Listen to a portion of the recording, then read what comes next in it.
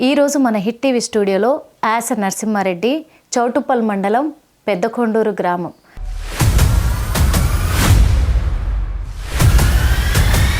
గత 30 సంవత్సరాలుగా కూడా కాంగ్రెస్ పార్టీలోనే ఉంటూ కూడా ఒక సీనియర్ నేతగా ఉంటున్నారు. తను కాంగ్రెస్ కోసమే ఉంటున్నా, కాంగ్రెస్లోనే నా సేవలు అందిస్తున్నాను అని చెప్పేసి చెప్తున్నారు.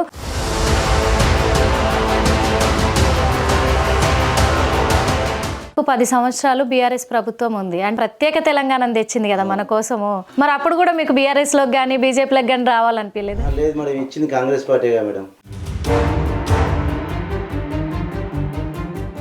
మునుగోడు నియోజకవర్గం అనేది వాస్తవంగా చెప్పాలంటే ఈసారి బీఆర్ఎస్ఏ గెలుస్తుంది అక్కడ అని అనుకున్నారు. కానీ సార్ దిగినాక అపోజిషన్ ఎవరైనా ఓడిపోవాల్సిందే. అప్పుడు మరి బై ఎలక్షన్లు ఎందుకు వచ్చినాయి? బై ఎలక్షన్ ఎందుకు వచ్చినాయి అంటే సార్ మునుగోడు తెలవాలని రాజీనామా చేసేందుకే. రాజగోపాల్ రెడ్డి గారు మినిస్టర్ పదవికి అర్హులా కాదు అని ప్రజలు అంటున్నారు. రాజగోపాల్ సార్ సీఎం క్యాండిడేట్, అర్హత లేదని అంటే వాళ్ళకి జ్ఞానం లేనట్టు. ఇందిరమ్మ ఇండ్లకి కాంగ్రెస్ రంగులేసి మరి ఇస్తున్నారని తెలుస్తుంది. అది ఎంతవరకు న్యాయం? మరి రంగులేసి ఇచ్చేట అయితే అంత సీన్ లేదు. పార్టీ అట్లా చేయదు. ప్రజలు అనుకున్న ప్రభుత్వమే కదా మేడం. ఎవరో మాటలు విని మనకు పార్టీ మీదకి రావడం అనేది కరెక్ట్ కాదు. కాంగ్రెస్ ప్రభుత్వం చేస్తున్న అక్రమాలన్నీ బయట పెడుతురు. రేపో మాపో మునుగోడు నియోజకవర్గానికి కూడా వస్తారు వాళ్ళు. మరి అక్కడ కూడా ఏం అవకతవకలు జరుగుతున్నాయి అనేది బయట పెట్టడానికి సిద్ధంగా ఫస్ట్ నెంబర్ 1లో బీఆర్ఎస్ పార్టీ కదులుతుంది. ఎంత కదిలినా కానీ సార్ దగ్గర తప్పు ఉండదు మేడం, ఛాన్స్ లేదు. Welcome to hit TV. నేను మీ నిర్మల. ఈరోజు మన హిట్ టీవీ స్టూడియోలో యాస నరసింహారెడ్డి, చౌటుప్పల్ మండలం, పెద్దకొండూరు గ్రామం అక్కడి నుంచి వచ్చారు. మరి తను గత 30 సంవత్సరాలుగా కూడా కాంగ్రెస్ ప్రభుత్వంలోనే అంటే కాంగ్రెస్ పార్టీలోనే ఉంటూ కూడా ఒక సీనియర్ నేతగా ఉంటున్నారు తను.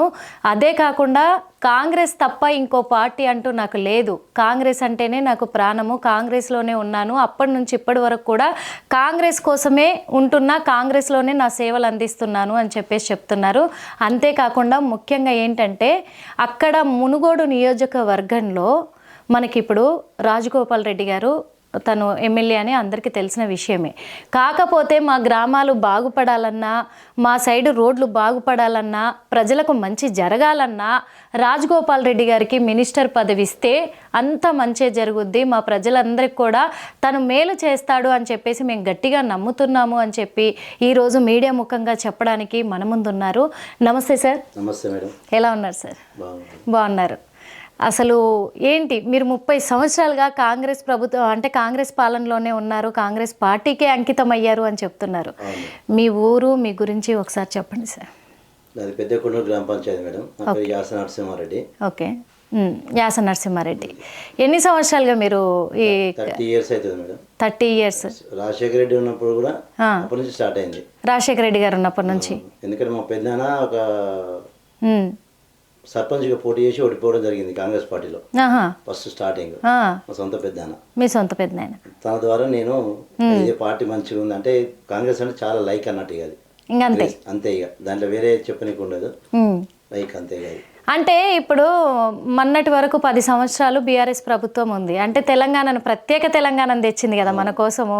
మరి అప్పుడు కూడా మీకు బీఆర్ఎస్లోకి కానీ బీజేపీలోకి కానీ రావాలనిపించలేదు? లేదు మేడం, ఇచ్చింది కాంగ్రెస్ పార్టీగా మేడం. అట్లా వచ్చారా? కాబట్టి కాంగ్రెస్ పార్టీలో ఉంటాం. ఓహో, అట్లా వచ్చారా? అయితే ఇచ్చింది సోనియమ్మే అంటారు. కాబట్టి కాంగ్రెస్ పార్టీలో ఉంటారు. మరి 10 సంవత్సరాలుగా మనకు మునుగోడు నియోజకవర్గం గురించే మాట్లాడతాను నేను. ఇంకా తెలంగాణ రాష్ట్రం అంతటి గురించి మాట్లాడను, ఎందుకంటే మీ నియోజకవర్గం కోసం మీరు వచ్చారు కాబట్టి దాని గురించే మాట్లాడతాను. మరి ఇప్పుడు మునుగోడు నియోజకవర్గంలో 10 సంవత్సరాలు బీఆర్ఎస్ ప్రభుత్వం ఉంది. ఉన్నప్పుడు ఇప్పుడు కాంగ్రెస్ ప్రభుత్వం వచ్చింది. అప్పటికిప్పటికి తేడా ఏం జరుగుతుంది అక్కడ? అప్పుడు పనులు సరిగ్గా కాలే మేడం. ఏం కాలేదు సరిగ్గా. ఏది పట్టించుకోలే. అప్పుడు ఎమ్మెల్యేగా ప్రభాకర్ రెడ్డి గారు ఉన్నారు. వారు ఏది చెప్పినా పట్టించుకోలేదు. కాబట్టి పనులు ఏవి కావాలేదు, చేస్తామంటారు చేయరు. అసలు మాట్లాడడానికి కూడా ఆయనకు రాదు. అందుకే మరి ఇప్పుడు రాజగోపాల్ రెడ్డి గారు ఉన్నారు కదా. రాజగోపాల్ రెడ్డి గారితో పని అయితేనే ప్రజలు ఎన్నుకొని ఆయన గెలిపించడం జరిగింది. గెలిపించినాం కావాలని గెలిపించుకున్నారు. మరి ఇప్పుడు ఒక విషయం తెలిసింది మాకు, అంటే ఇప్పుడు రాజగోపాల్ రెడ్డి గారికి మినిస్టర్ పదవి ఇవ్వాలి అని చెప్పేసి మీరు అందరూ కూడా కృషి చేస్తున్నారు అని అంటే మినిస్టర్ పదవి ఎందుకు ఇవ్వాలి ఆయనకి? ఇప్పుడు సార్ ఎవరు ఫోన్ చేసినా, ఎక్కడ ఏరియాకి వెళ్ళి ఫోన్ చేసినా సార్ ఎమ్మడే స్పందిస్తాడు. ఎమ్మడే తన మనుషులు ఉంటారు, చెప్తాడు. తన ఫోన్ లో కూడా హెల్ప్ చేస్తాడు సార్. ఫోన్ పోతేనే హెల్ప్ అయిపోతుంది సార్, ఫోన్ పోతేనే. ఊళ్ళో పెద్దకొండ గ్రామంలో కూడా ఒక అతను కరెంట్ షాక్ వచ్చి హాస్పిటల్ పడితే ఒక 10 లక్షల దాకా హెల్ప్ సాయం చేసాడు మా పెద్దకొండ గ్రామ పంచాయతీలో.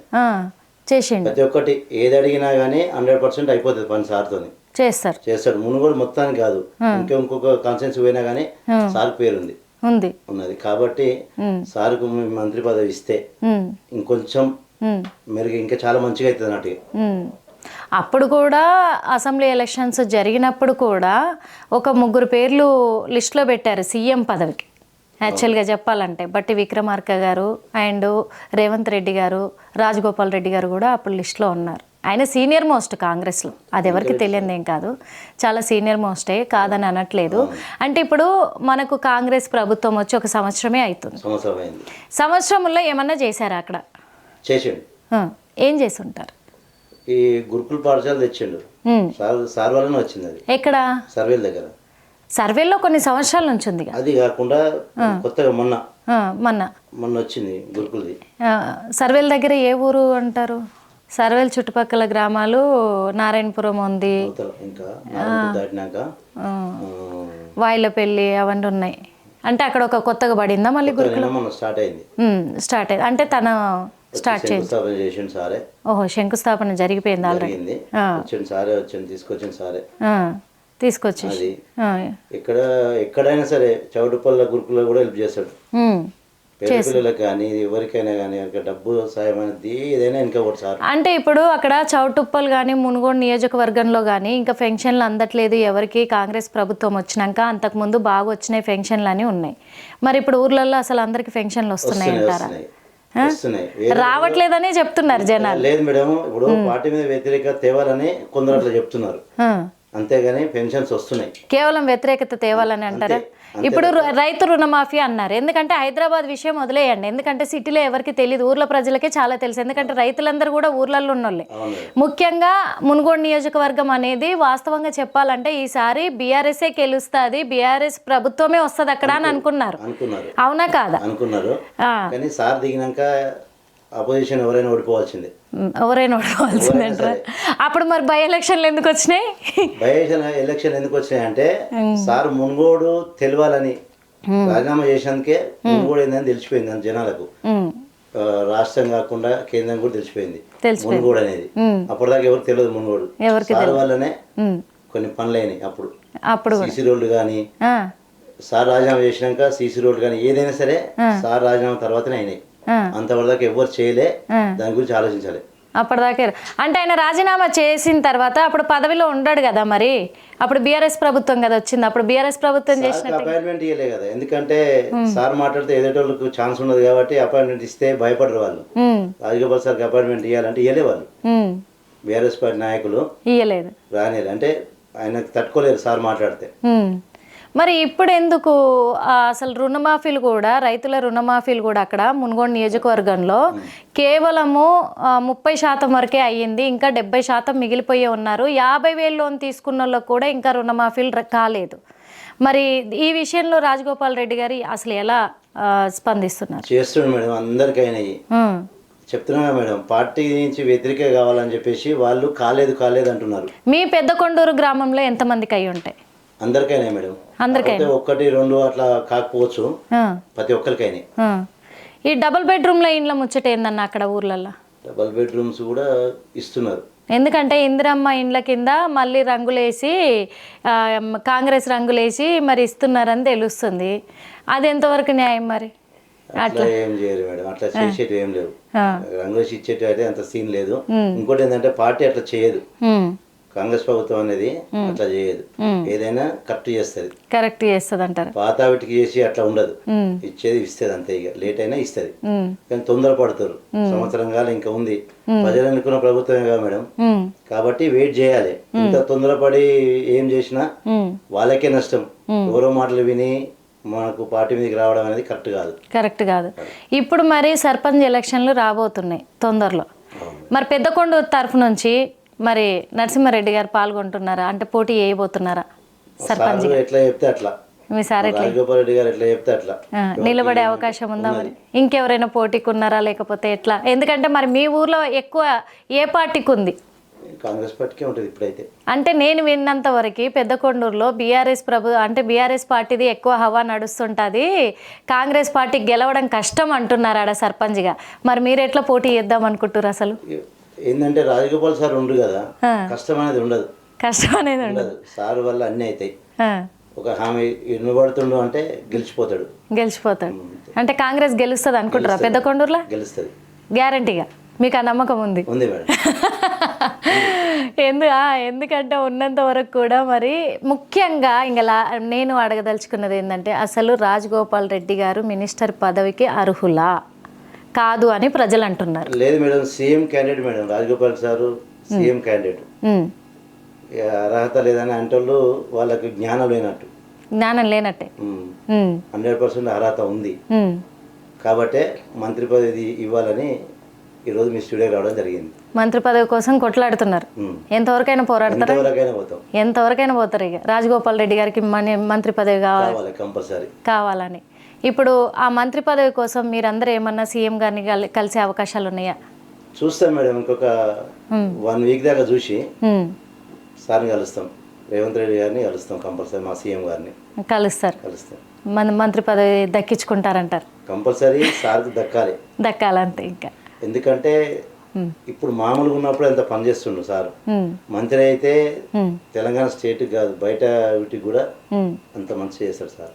ఎందుకంటే ఇప్పటి వరకు అయితే చూస్తున్నాము, హైదరాబాద్ చుట్టుపక్కల ఉన్న గ్రామాలలో వరకు బీఆర్ఎస్ ప్రభుత్వం కానీ బీజేపీ ప్రభుత్వం కానీ బీఆర్ఎస్ కానీ పార్టీ కానీ బీజేపీ పార్టీ కానీ కాంగ్రెస్ ప్రభుత్వం చేస్తున్న అక్రమాలన్నీ బయట పెడుతురు. రేపో మాపో మునుగోడు నియోజకవర్గానికి కూడా వస్తారు వాళ్ళు. అంటే రాజగోపాల్ రెడ్డి గారు అక్కడ ఉన్నారు కాబట్టి అక్కడికి కూడా వస్తారు ఖచ్చితంగా. వచ్చి అక్కడ ఏం జరుగుతున్నాయి అంటే రైతుల రుణమాఫీ కావచ్చు, పెన్షన్లు కావచ్చు, ఇప్పుడు 6 గ్యారంటీలు ఇచ్చిర్రు, ఫ్రీ బస్ ఒక్కటే నడుస్తుంది, 500 గ్యాస్ ఎవరికి రాలేదనే అంటారు. ఇంకా అక్కడ వస్తుంది బిల్లు, కరెంట్ బిల్ వస్తుంది కదా మేడం, 200 యూనిట్స్ ఫ్రీ ఉంది కదా. అవును, అక్కడ వస్తుందా? వస్తుంది మేడం, అందరికి వస్తుంది. అక్కడ అందరికి వస్తుంది, గ్యారంటీ వస్తుంది అంటారు. మరి అక్కడ కూడా ఏం అవకతవకలు జరుగుతున్నాయి అనేది బయట పెట్టడానికి సిద్ధంగా ఫస్ట్ నెంబర్ 1లో బీఆర్ఎస్ పార్టీ కదులుతుంది. ఎంత కదిలినా కానీ సార్ దగ్గర తప్పు ఉండదు మేడం, వాళ్ళకి ఛాన్స్ లేదు. ఆ నియోజకవర్గంలో తప్పు జరగదంటారు? జరగదు సార్, జరగనియరు అంతే. అందుకే మంత్రి పదవి ఎక్కడున్నా కానీ తప్పు జరగదు, అందుకే మంత్రి పదవి కావాలనుకుంటున్నారు. చూశారు కదా మరి ఇప్పటివరకు అయితే. అంటే మా మునుగోడు నియోజకవర్గంలో రాజగోపాల్ రెడ్డి గారు ఉన్నంతసేపు ఎలాంటి తప్పు జరగనివ్వరు, ప్రజలకు అన్యాయమే జరగదు. అక్కడ మాకు 500 గ్యాసు వస్తుంది, అలాగే కరెంటు బిల్లు వస్తుంది, ఫ్రీ బస్సులు నడుస్తూనే ఉన్నాయి, రైతు రుణమాఫీ కూడా అయ్యింది అని చెప్పేసి చెప్తున్నారు. ఇంకొక 2 గ్యారంటీలు ఉన్నాయి కాబట్టి అవి కూడా మెల్లగా అమలు అవుతాయి అని చెప్పేసి చెప్తున్నారు. అవి మా రాజగోపాల్ రెడ్డి గారు ఖచ్చితంగా అమలు చేసి తీరుతారు. అందుకే మా రాజగోపాల్ రెడ్డి గారికి మంత్రి పదవి ఖచ్చితంగా కావాలి అని చెప్పేసి మేము మీడియా ముఖంగా కూడా తెలియజేస్తున్నాము. ఇంకొకటి, రాజగోపాల్ రెడ్డి గారికి మంత్రి పదవి దక్కేంత వరకు మా సహాయ శక్తులా మేము కృషి చేస్తూనే ఉంటాము. ఇంకొక వారం రోజులు గడిచిన తర్వాత సీఎం రేవంత్ రెడ్డి గారిని కూడా ఈ విషయంలో మేము కలవబోతున్నామని చెప్పేసి కూడా మరి పెద్దకొండూరు నుంచి నరసింహారెడ్డి గారు ఈరోజు మీడియా ముఖంగా చెప్పారు. మరి మరో ఇంటర్వ్యూలో మళ్ళీ కలుద్దాం. అప్పటి వరకు చూస్తూనే ఉండండి హిట్ టీవీ యాప్ని డౌన్లోడ్ చేసుకోండి. ఇందులో short news, live news, entertainment, movies అన్ని అవైలబుల్ గా ఉన్నాయి. Please download hit TV app. Hit TV యాప్ని ఫ్రీగా డౌన్లోడ్ చేసుకోండి.